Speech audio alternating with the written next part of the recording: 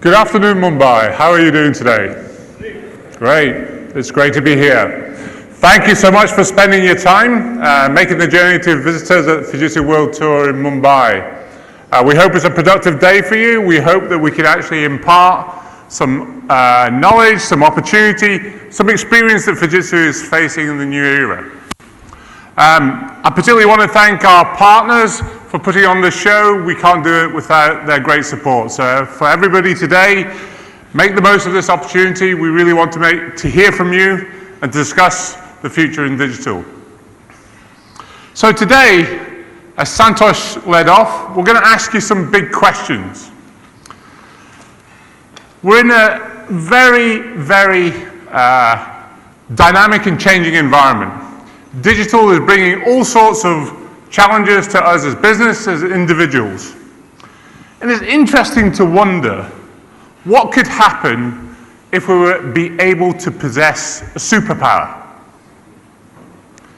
What sort of superpower would you want in this new digital era? As you're facing it as an individual, as a business, as a customer, what would you want? So let's think about that. So I'll pose this question to you. What superpower would you like to have? Would it be about always making the best decision? I've worked with some people who always thought they made the best decision, but that was very rarely true.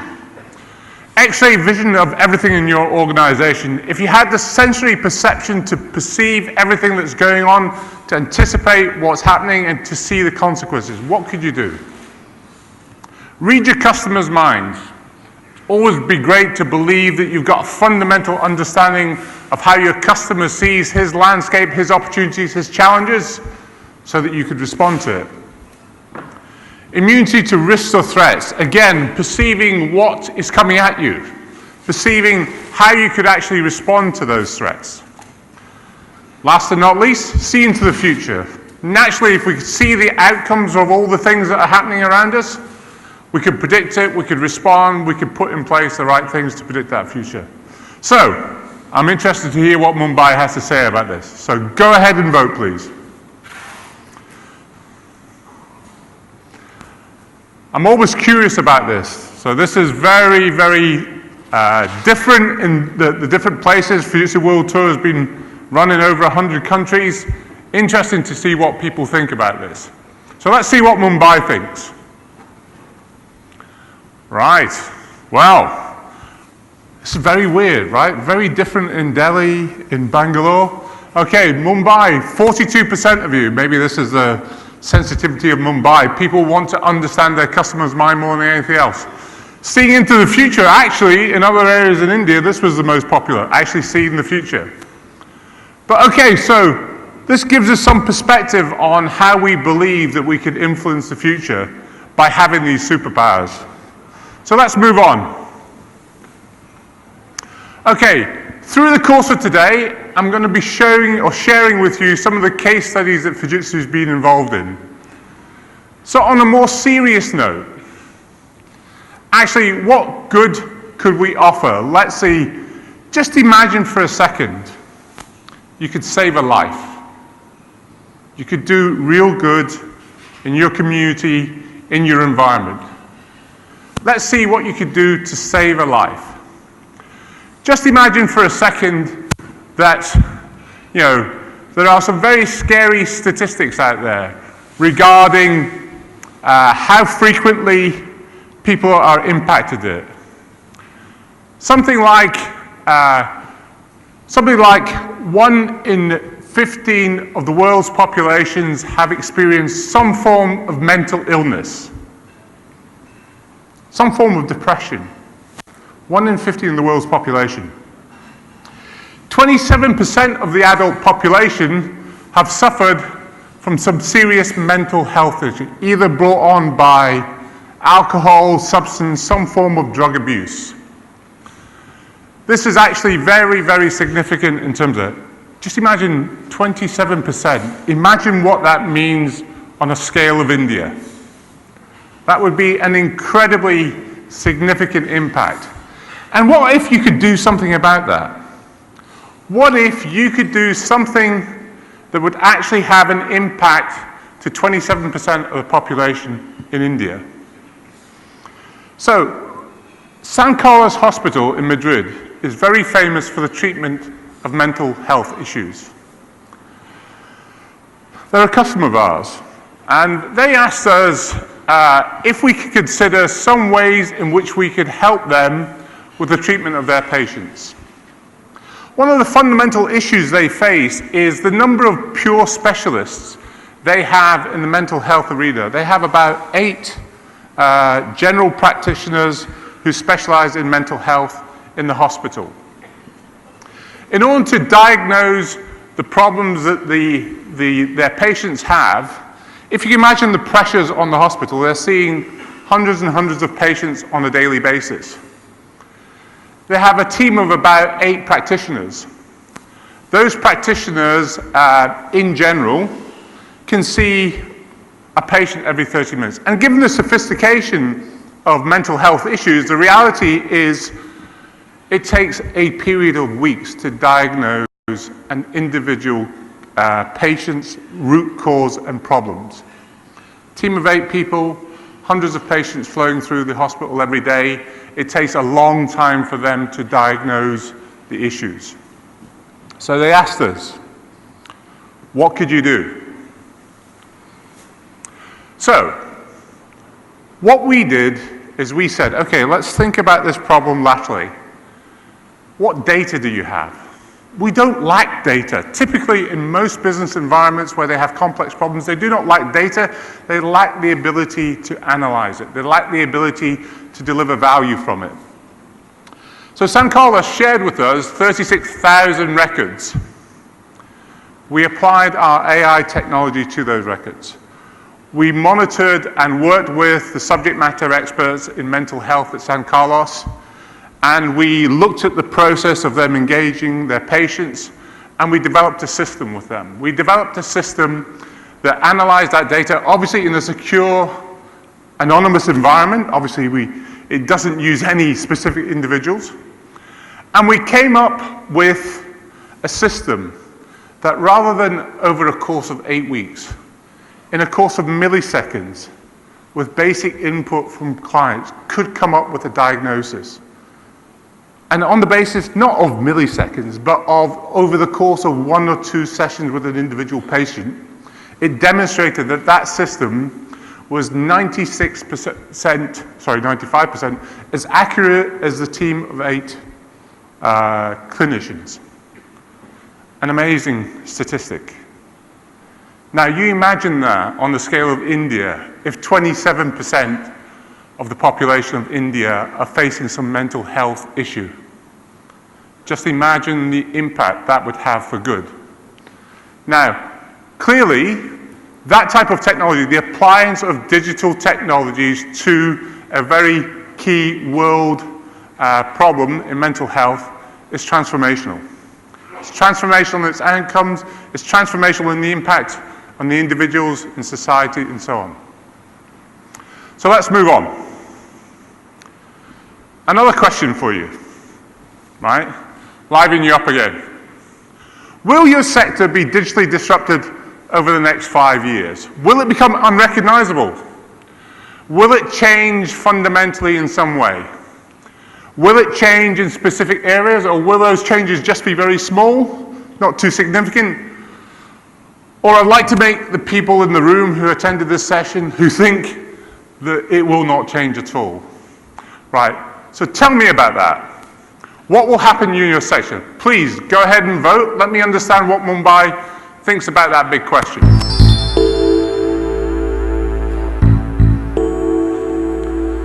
I imagine that most of you attended because you're seeking out some answers in this domain.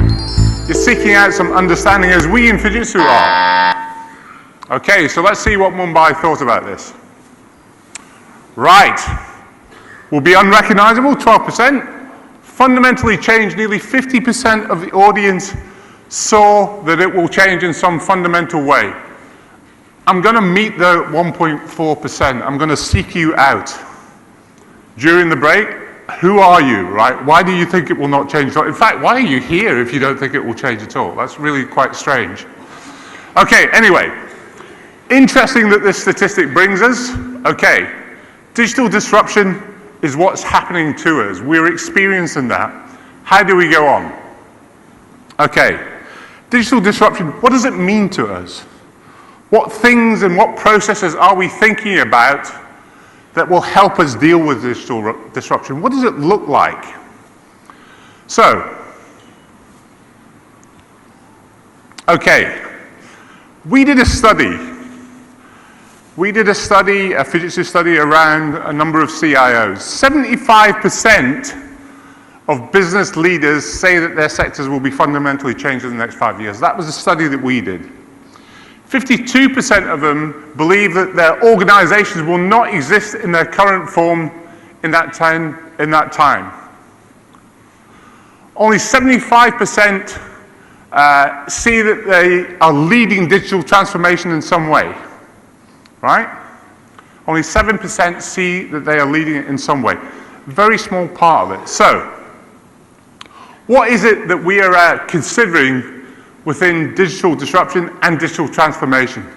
Some things that we are seeing, some mega trends that we are seeing in the way that digital transformation will take.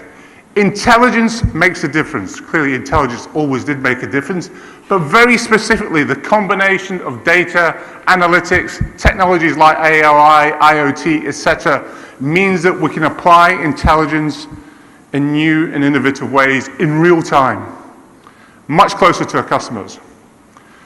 Connectivity is changing the nature of business. The way that we are interconnected, the volume of data that is now available to us, by being interconnected, by being hyper-connected, is doing absolutely transformational things in the way that we see opportunity, either in the business landscape or as individuals. The other mega trend is seeing things from the customer viewpoint. Obviously, Fujitsu believes in this human-centric innovation aspect, but once you start to see things from a customer viewpoint, you begin to think less about the way that you push services to customers and think more about how your customer perceives value in the way that they are working with you, in the way that they are connected to you. So those aspects of those mega trends in digital transformation make us think differently about how we start to address the opportunities in front of us. So let's ask the next question in the digital transformation era. How engaged is your organization in digital? What is it thinking about? Are you not engaged in digital at all? Again, strange question. Planning for digital, running proof of concepts to try and explore what's happening with digital. You actually have a very structured program of digital transformation, or you believe that your organizations are fully engaged in digital today and are leading the way. So please go ahead and vote. Let's understand what the audience in Mumbai believes about that question.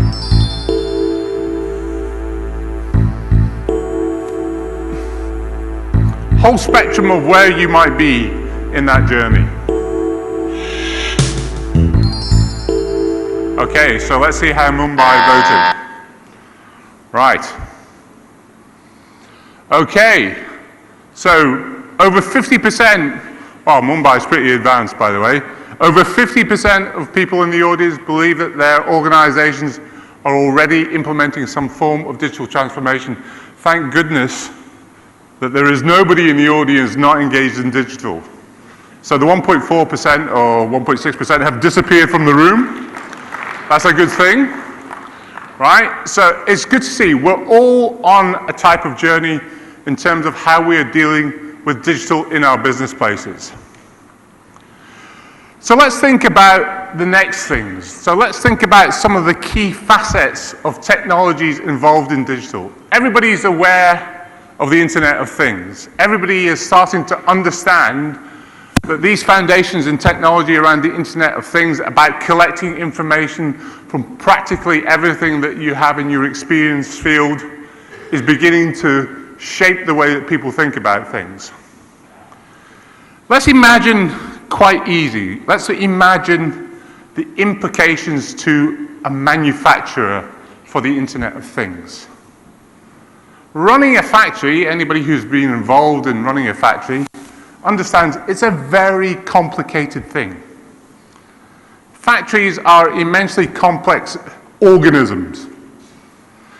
But did you understand that the impact, on average, survey done across global manufacturing sector, did you understand that, for example, the average cost of downtime per minute for a factory is about $22,000 per minute? On average, about $1.2 million per hour is the impact, the cost, the economic negative impact of downtime for a factory. Manufacturers hold an incredible amount of inventory and obviously have a huge risk in the way that they manage that inventory. Managing the complexity of the equipment on their shop floor, the movement of people, the supply chains into factories are all very sophisticated organisms that actually dictate the economic welfare of any individual factory. So you can imagine then what it means if we could help manufacturers, if we could use digital technology in order to improve the outcome for factories. On a global scale, what would that mean if our sector, if our technology sector could start to help people with that challenge? So things that are relevant in the industrial era. Industry 4.0, many of you will have heard of it. What's it actually practically mean in terms of technology? In a hyper-connected business, what does it mean for people running production facilities? What does it mean for them to deliver that? And again, in terms of what we call real-time visibility, if you could actually see from any kind of command and control center, you could actually see what was happening in a factory. This concept of digital twins, being in a virtual reality environment, monitoring actually what is going on with your resources, whether it be equipment, people, movement of goods, and you can see it through a virtualized reality. This would give you unparalleled control and insight into how efficient your factory is being. So, Fujitsu has a case study. So another case study. Inesa is a very large electronics manufacturer in China. Very similar to India's Make in India initiative. China has a Factory of the Future program for 2025, which is government sponsored, which is essentially looking at how successful they will be in terms of the future of the factories. So Fujitsu collaborated with Inesa to put in a virtual factory. All of the management in Inesa have visibility of every facet of their production facility in a virtual reality model. It sees every piece of equipment, and through wearable technology, it sees the movement of all of the operators in their factory. It sees the movement of goods, and it sees them, how effective each production process has been against a set of KPIs that they have implemented for that factory. In a very short period of time, through that intelligent dashboard that we created in a virtualized factory layout, Inesa increased their productivity by over 25%. A very significant, for anybody who's worked in a factory environment, this is transformational in terms of their efficiency and economy in delivering service. So again, technology looking at the control of assets, any type of object within, or any type of artifact within the production environment, specific technology interconnected with equipment, IoT, predicting what's happening with equipment, being able to see faults as they're emerging and being able to respond to them before they have impact. Processes, being able to understand the efficiency of processes and what is impacting the efficiency and output from processes, the movement of people. Probably the most significant factor in any risk in a factory is the behavior of people and the impact it has with them, whether it's the welfare of those people, whether it's anything to do with their input and environment. Again, all key things. The environmental monitoring, whether it be temperature, air conditioning, rain, floods, whatever happening, these are all impacts to the way that a factory responds. So, again, the concept of smart factories, Industry 4.0, is starting to become possible because we're applying technology specifically to those problems. Another key facet technology is artificial intelligence. Increasingly aware that artificial intelligence is bringing great opportunity. You saw the case example of San Carlos, fundamentally creating an opportunity for the future of the healthcare industry. Fujitsu is very proud of its investment. I mean, Fujitsu spends over $2.8 billion per annum on core R&D. AI is one of the areas which Fujitsu is significantly invested in. Fujitsu, as a company, as a global company, has more patents than any other company on the planet. We're very proud of that. Again, a survey that we did said 81% of CIOs that we surveyed globally believe that AI is fundamentally going to change some facet of the way that they run their businesses.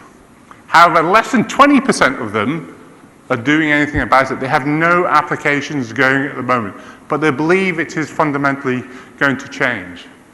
So why is that? What is it about AI? Now, the thing is, AI as a subject matter in its own right is a huge scientific field, and what Fujitsu is specifically interested in is a narrow application of AI in an industrial context, in a healthcare context. Obviously, there is huge amounts of data, but getting value from AI is about looking at the algorithms, the data structures, and the way those data structures can be brought together to create the right neural networks that will impart learning to those processes. It's the application of those tools in the right environment with the right computing infrastructure that takes us there. So one of the things that Fujitsu is doing is we're looking at narrow fields in particular areas and domains. Machine learning. Now, machine learning, as you've seen in the smart factory example, starts to bring in new knowledge and processes to the way that we could run factories, or whether we could operate autonomous cars or autonomous public transport systems in doing that. Fujitsu is also investing in technology around deep learning. Fujitsu is investing in its own silicon to support deep learning. The algorithms that run on deep learning, Fujitsu is investing in its own silicon to do that. Because we see that the application of deep learning is one of the ways in which AI can be adapted and put to purpose in many different technology and industry sectors.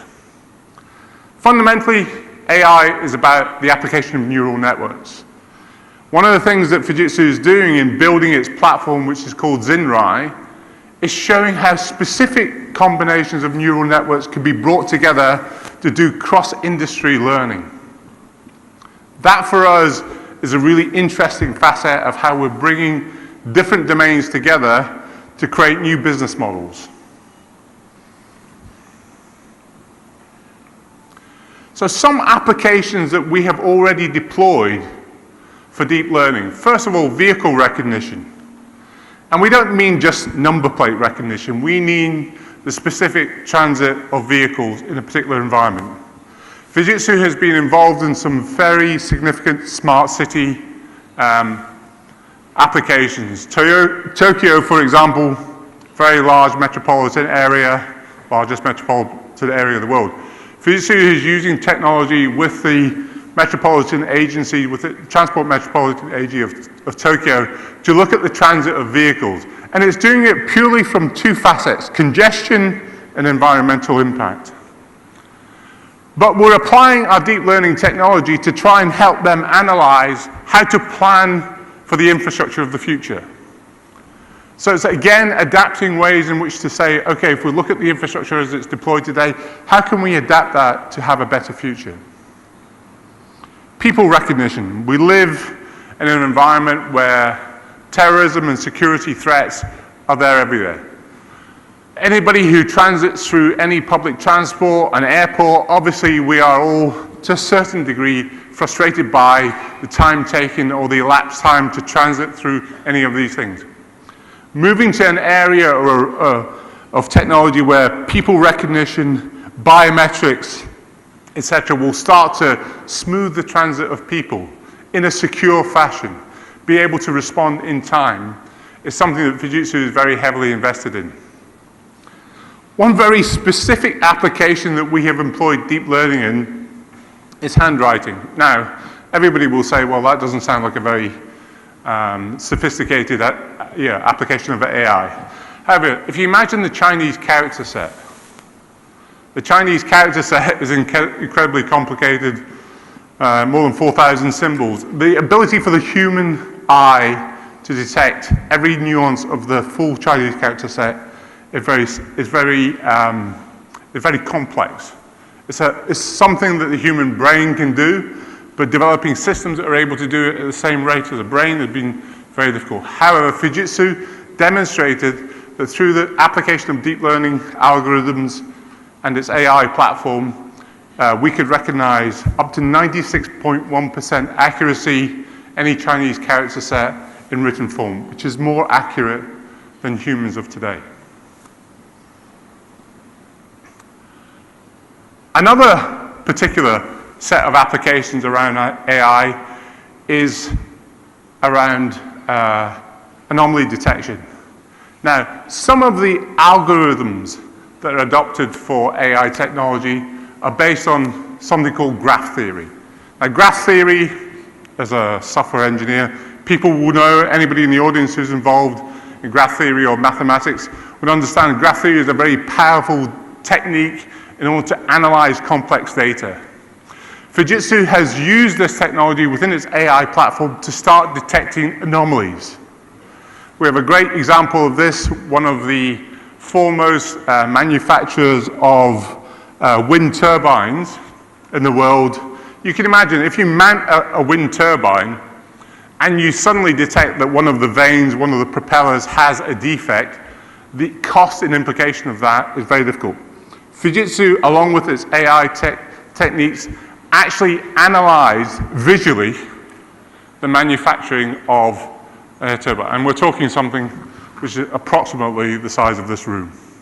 It used visual inspection technology to look at the quality of the manufacturing of that and could detect defects. This has saved the particular manufacturer, who I can't mention at the moment, hundreds of millions of dollars in inspection. Very important. So these techniques are beginning to be applied to all different fields. We talked one there in terms of energy. There's other ones in terms of biology, in terms of the manufacture of drugs, in terms of the creation of basically security solutions. One of the most interesting one was Fujitsu used a visualization technique based on anomaly detection by analyzing the logs from securities. In other words, basically, if you can imagine any security operations center has got millions of events flowing to it of all different types and sizes. Fujitsu used a visualization technique which would then immediately flag to experienced operators that there could be potentially a problem in this area. Again, the application of AI and graph theory in order to advance a particular technique in operation.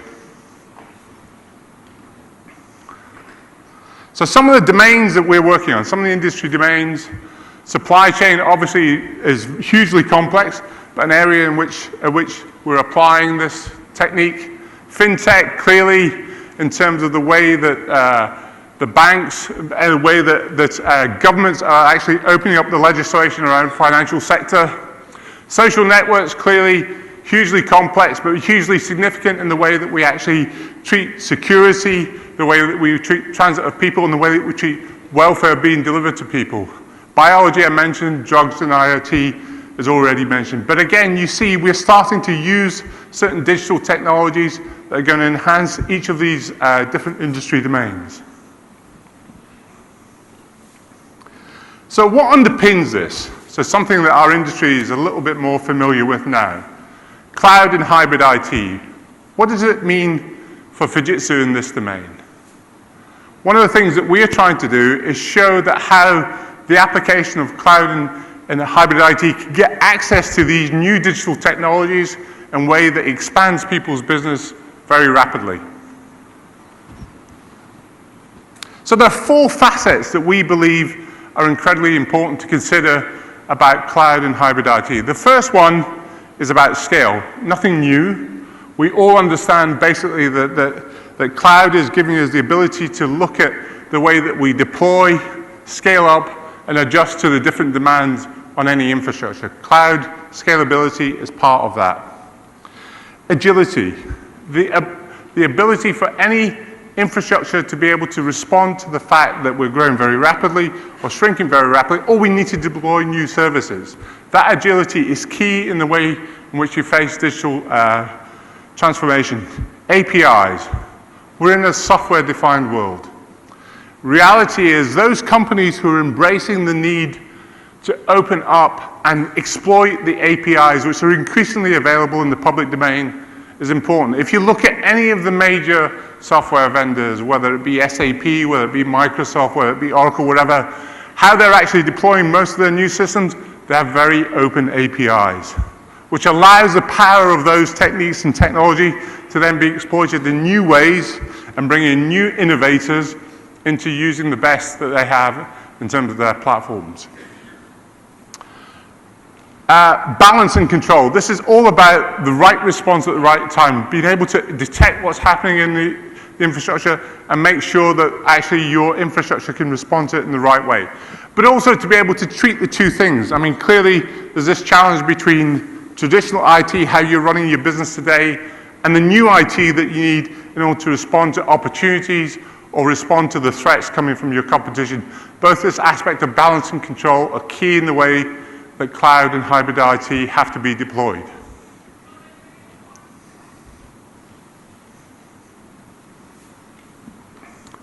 So another case study.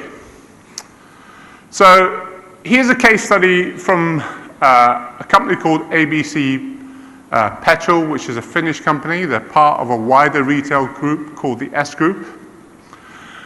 And essentially, you know, as a traditional retailer, they were saying, okay, so what is it that Fujitsu can bring in order to improve our service to our customers or improve the revenues for ABC? So again, we applied some very simple techniques. We said to them, okay, well, what are some of the behavior patterns that your customers are looking at? So they said, I mean, obviously, it's a fairly traditional consumer-led business. What is it about digital technologies or the application of your cloud and hybrid IT infrastructure that could help us? So we had to think with them. And as most things today, we said, okay, why don't we create an app? For the customers of ABC, let's put together an application that says, okay, it's location aware. It can be downloaded onto their mobile devices. As they approach a station, it knows who they are, it knows their preferences in terms of what their vehicle has to consume. It will guide them to the right pump. They can go and actually use that pump, and they can drive off. There's no interaction with anything else. They're registered with a payment engine, they're registered with a back end.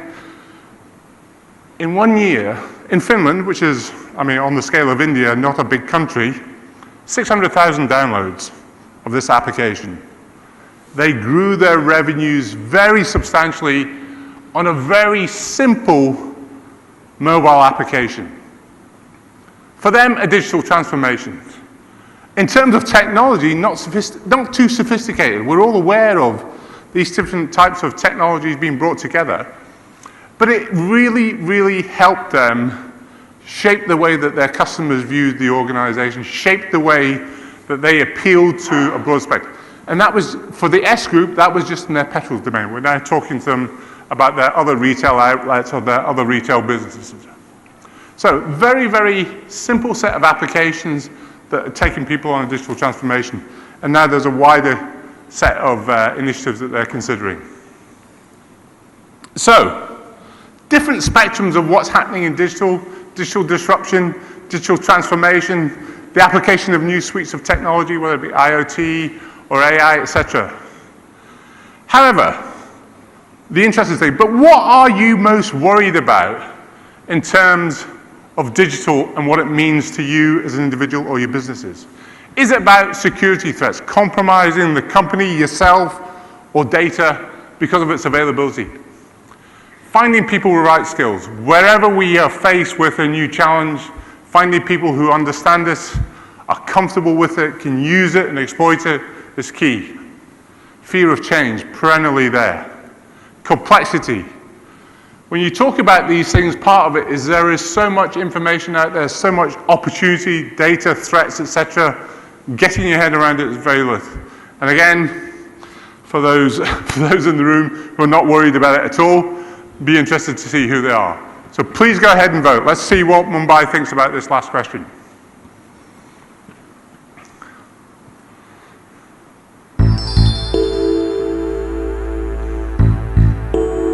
Very interesting that governments are starting to look at this facet of the way that they're doing their own digital agendas.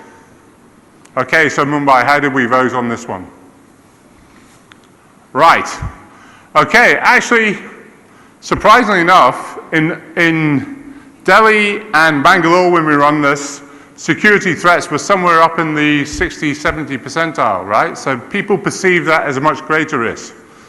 Yeah, of course, culture, fear of change, etc., complexity. Wow, 7.5%. Oh, honestly, like 7.5%. Who are these people? Anyway, enough of that. I'm gonna seek them out during the break.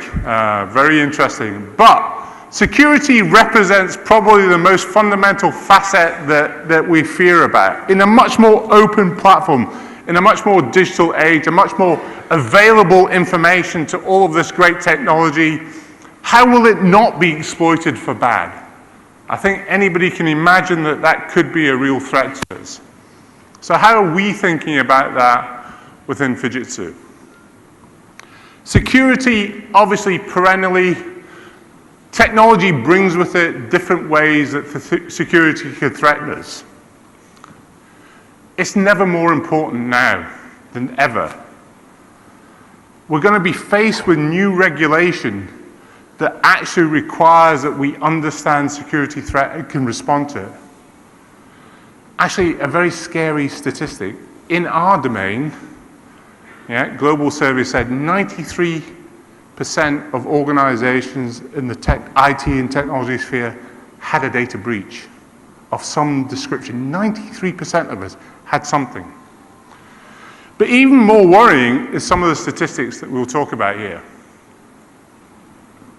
The average cost of a data breach, and we're talking about the whole spectrum in industry, the average cost is about $3.5 million. Now, if you're an SME, small and medium enterprise, and you're faced with that scale of cost for a data breach, it could wipe out your company.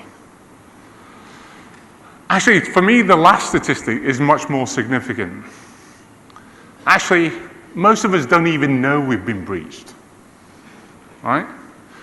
If it takes 9 months to identify the fact that you have actually been breached, imagine what could be happening to you during those 9 months. I mean, ultimately, it could mean that revenues are being siphoned or costs are being allocated elsewhere. And that other thing, it doesn't mean security breaches are happening from the outside. They can also happen from the inside. And imagining the implications of that for all are very, very significant in the way that we view it. So how do we respond to some of this? I'll just take a minute about talking about some of the things that happen in regulation around this. So the European Union has come up with a general data protection regulation, which will take force in 2018. Some key things about this. In 2018, we will be obliged, if you're in the EU, you will be obliged to report any facet of security breaches. And you'll be required to report it in very specific and detailed ways. That means that you have to understand exactly how breaches have come about. You need to explain the technology that did it, and you need to explain why you are not protected from it. Now, actually, if you imagine, like, for big corporations, this last point, if you are found in any way negligent of not implementing the correct security procedures, you could have up to 4% of your annual turnover as a penalty, right? Huge, huge impact. And the reason why this is so important is because the impact in society to protection breaches, particularly in public domains or the banking arena or any retailer, are hugely dimensional. In a global environment, the fact that your customers may not be resident in your country, they may be resident on a global basis. If you have a security breach, it could have wide-reaching implications. Now, this is what's happening in Europe. Of course, it will happen in India, it will happen in Asia Pacific, it will happen in Japan, it will happen in the US. There will be some facet of something similar which is facing us.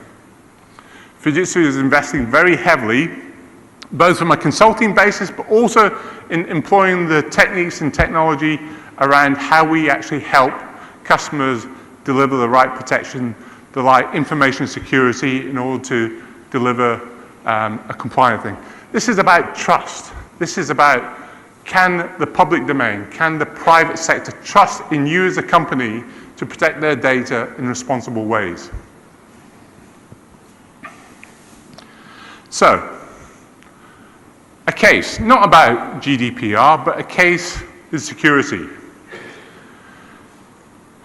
Anybody who looks at the security sector and the breaches that have happened will realize that utilities are one of the areas that are most targeted by hackers because, not surprisingly, the mayhem, disruption to public life that can be caused by putting a major utility at risk, bribing those risks, putting them to ransom, has wide social implications and therefore why it's incredibly important. Norsk Hydro, Norwegian energy provider, public sector, is one of our largest clients. They became increasingly concerned about what's happening in the global utility sector, and they understood that they need to do things. They saw that a survey done back in 2014, utility companies, or threats and breaches for utility companies, increased over 500% during the period of 2013 to 2014. As part of their digital strategy, they said, okay, how to do that? And they also said very clearly, when the survey of those actual breaches took place, something like over 60% of them came from the inside. Whether social engineering or whatever, those breaches happened as a consequence of the failure of their internal security mechanisms to protect them from it. So we work with Norsk Hydro. First of all, we listen to understand. The fundamental thing in security is you need to understand the nature of their business. You need to understand the people in their business, how those people get access to it, how people come in.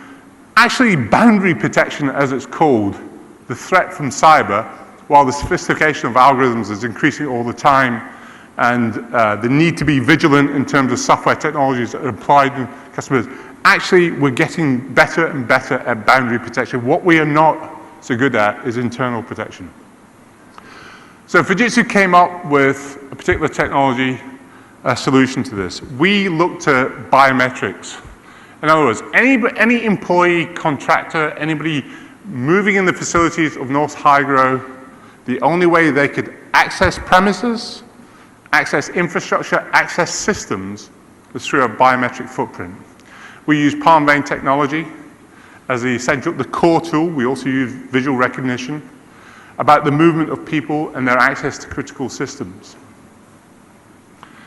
Norsk Hydro are subject to national audit by the Norwegian government in terms of the security of their facilities because it's critical to the economy of Norway that Norsk Hydro is a functioning utility. Again, they were very pleased. The government praised Norsk Hydro for their approach, praised their engagement of technology providers, including Fujitsu, in providing the right level of security that would ensure that the citizens of Norway had energy the way they required it. So again, important facet, and something as complex as an economy as India will be increasingly significant. So, again, adapting the right technologies to a particular customer environment. was incredibly important and really helped them on their digital transformation. So, bringing it all together. Fujitsu's strategy is about what we call connected services.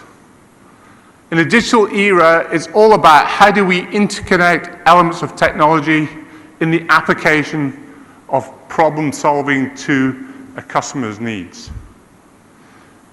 How do we approach that? How do we envisage doing that together? How do we develop the right vocabulary to have the conversations with customers, with individuals, about how we're doing that? Connected services is a vision that Fujitsu has for that. So whether it be the application of AI, of IoT, of the analysis using those technologies in data and analytics, in terms of the way that we deploy cloud infrastructure, all on a backplane of security that basically ensures that we protect the assets, the people, the information that are within those environments, is the way that Fujitsu wants to approach that. It's important that we consider the way that we go on a journey. Our advice to anybody is that we have to listen, listen, listen. We're not capable yet of understanding the complexity facing many businesses' problems. It's a matter of going on the journey. So you've seen our case studies, whether it be the San Carlos, whether it be in ASA, the factory, whether it be the S Group, or whether it be North Hydro. Is the application of particular case studies, different types of problems, different connected services delivering an outcome for those customers. So, go back to the beginning. Right, your superpowers, what did you want? Thinking of the transformational outcomes that would come as a consequence of that.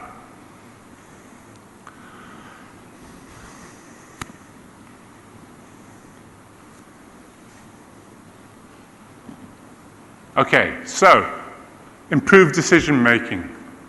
Always making the best decision. How we see technology doing that. How do we get to those transformational outcomes? Yeah, it's not quite about the application of a particular superpower, but it's every facet along that way that helps how technology is going to do it. About how do we apply different digital techniques, different digital propositions in order to help customers on their journey. It's all about, in our view, digital co-creation. The theme here for the Fujitsu World Tour is about digital co-creation. I got quoted recently of saying, what was the most fundamental thing I would advise for people going on a digital journey? I probably said the wrong thing for this type of audience, but I said, stop talking to IT people. Right? And part of the reason for that is not that IT people have any less relevance in the digital era. In fact, they have a lot of relevance. But the point is, the problem space is complex. The problem space is more about business outcomes. You need to talk to business people. You need to talk and understand the domain knowledge you require in order to do it. Yes, we may be able to come up with a technology that solves those problems. But first and fundamentally, it's about understanding the business problems, understanding the threats in particular domains, and finding the right collaboration. Cross-functional teams are much more relevant to how do we actually thrive in a digital era. I'm going to stop on one last example, very relevant to India. Obviously, India is a huge agricultural economy. We worked with a company, a customer of ours called Syngenta. Fujitsu delivers services to Syngenta globally. And in India, they had a particular set of problems. Syngenta is a producer of seeds, of agricultural products, of crop protection solutions. One of the things that Syngenta was saying is that as their markets expand, as they're moving in India, they're getting more customers, as they're doing that in Asia Pacific. As a typical large-scale manufacturer with retail consumer brand, they have a distribution network. But what they're beginning to understand is that clearly what is being faced by farmers in any particular local region is very specific to their region. What's happening to a farmer in Tamil Nadu is fundamentally different in this time from maybe what's happening to a farmer up in Rajasthan or Assam or wherever else in India. They said the problem is they did not get the feedback from the farmer directly. The reality is they're working through distributors, they have specific sets of problems. So the interesting thing here was, how do we enhance the knowledge base that Syngenta is able to gather to solve their problem, to better serve their customers? Ultimately, their end customers are farmers. Now, in an ecosystem as complex as India, with so many different languages, the reality is you have to be able to have a dialogue with the end farmer in a way that is specific to them. Lots of different languages, lots of different experiences going on. So what we came up with together, this was not Fujitsu, this was not Syngenta alone, it was a discussion. Out of that discussion, we said, okay, great thing in India, mobile is there for everybody, including farmers. Everybody can have a mobile phone. We could deliver an app. What does the app do? It gives a dialogue between the end consumer of a product and Syngenta. They start to gather information. They start to be able to impart information, whether it be the soil quality in Tamil Nadu, the weather conditions, the impact of their particular seeds. It begins to give a much more granular volume of data that helps Syngenta make better decisions, whether it be better decisions in the supply chain, whether it be decisions about the way that new products will be developed. It's a great example of just listening together, looking at the way that we can exploit technology, and coming up with a good output. Again, in the context of an environment like India, hugely significant, and very proud to work with Syngenta in terms of doing that. Again, an open mind. No outcomes were pre-decided. It was just a dialogue that ended up with a good outcome. Not talking to IT people alone, talking to the company and coming up with the right answers. So, Fujitsu's ultimate vision is about a human-centric, intelligent society. We live in an era where I'm not so worried about the CIO and my nearest competitor, greatly intelligent people or whatever. I'm worried about the guy I can't see. Some guy sat in Silicon Valley, some guy sat in Hyderabad, some guy sat in, I don't know, Scotland somewhere, coming up with great ideas to break your business models. I talked to some journalists earlier about, okay, so here we are in the lovely Grand Hyatt facility in Mumbai. I can only imagine the few $1 million that the Hyatt Corporation must have invested in building this property. Just what little I know of the hospitality industry, their payback period is decades. And then comes along Airbnb, right? Now, apparently, the world's largest property company with no property. $1 billion stock with basically a guy with an idea, looked at the business model, created an environment in which people could advertise their property, and by the way, for every transaction, he makes $1 from day one, he makes $1. Not 20-year payback, he makes it from day one. Those are the guys you've got to worry about, right? I'm pretty sure that Hyatt back in then was not thinking about that guy, he was thinking about some other big hospitality chain. Those are the guys. That's human-centric. That is about putting the power of a global platform. 20, 30 years ago, we never had the ability. If you were a guy in Mumbai with a great idea, the scale of your impact might have been your community, might even have been Mumbai, maybe Maharashtra, right? Now that guy has a potential to be globally significant. That's human-centric. Now, whether you apply that to the individual threat to big economies, or whether you apply that to how do we connect people together to be able to come up with something amazing in digital co-creation, that's human-centric. That's putting the power of technology, data, innovation in the hands of the individual. In a software-defined world, it's amazing what people create, and they create it every day. That's our vision. Now, hopefully Mumbai, that's been useful to you.